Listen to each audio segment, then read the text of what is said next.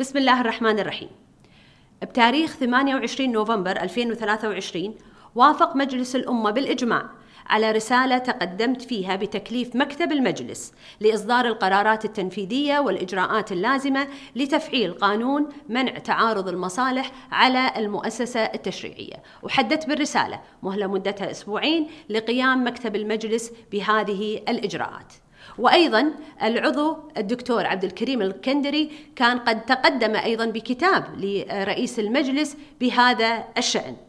إلى اليوم وبعد مرور أكثر من شهر لم تصدر من مكتب المجلس القرارات والتعاميم اللازمة لتفعيل هذا القانون، ولا آليات الإفصاح عن حالات تعارض المصالح سواء الموجودة في قاعة عبد الله سالم أو في اللجان البرلمانية أو في لجان التحقيق أو حتى في توجيه الأسئلة البرلمانية. المادة 5 من مرسوم اللائحة التنفيذية تنص على: يقدم الإفصاح بخلاف من سلف بيانهم وبحسب الأحوال إلى رئيس مجلس الأمة أو رئيس المجلس الأعلى للقضاء أو رئيس المجلس البلدي.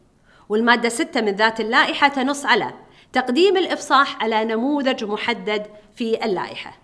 هل يعقل اليوم أن المؤسسة المعنية بالرقابة والتشريع هي آخر مؤسسة تحرص على تطبيق هذا القانون على أعضائها؟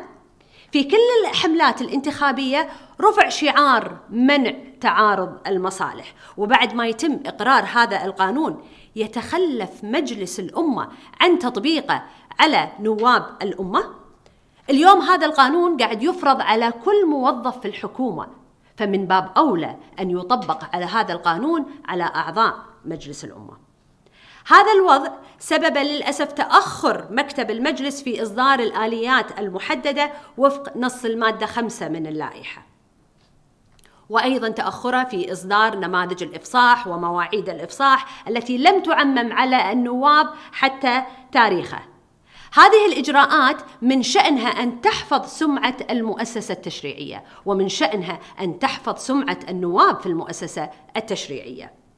إن كانت اليوم مسؤولية عضو مجلس الأمة هي مراقبة ومحاسبة الحكومة في حال تأخرت في إصدار اللوائح التنفيذية الخاصة بالقوانين، وأيضا قد تصل هذه المحاسبة إلى استجواب الوزير المعني إذا تعمد تأخير إصدار اللوائح اللازمة لتلك القوانين، فمن يحاسب اليوم مجلس الأمة إذا هو تأخر في تطبيق القانون على نفسه؟ تفعيل القانون هو أحد الضمانات المطلوبة للمواطنين اتجاه ممثلينهم. تفعيل هذا القانون، قانون تعارض المصالح، هو أحد أدوات الرقابة الشعبية على نواب الأمة، وهو أحد الأدوات المهمة لإعادة الثقة في هذه السلطة. وأنا أحمل رئيس مجلس الأمة ومكتب المجلس هذا التأخير الغير مبرر لإصدار نماذج الإفصاح وآليات الإفصاح والإجراءات اللازمة لتفعيل قانون منع تعارض المصالح. وأدعو رئيس مجلس الأمة الأخ أحمد السعدون تحديداً إلى تنفيذ تكليف مجلس الأمة في هذا الشأن، ودعوة مكتب المجلس للاجتماع لإقرار هذه الإجراءات ونماذج الإفصاح قبل حتى لا تشكل الحكومة وقبل أن تؤدي يمينها الدستورية. شكرا.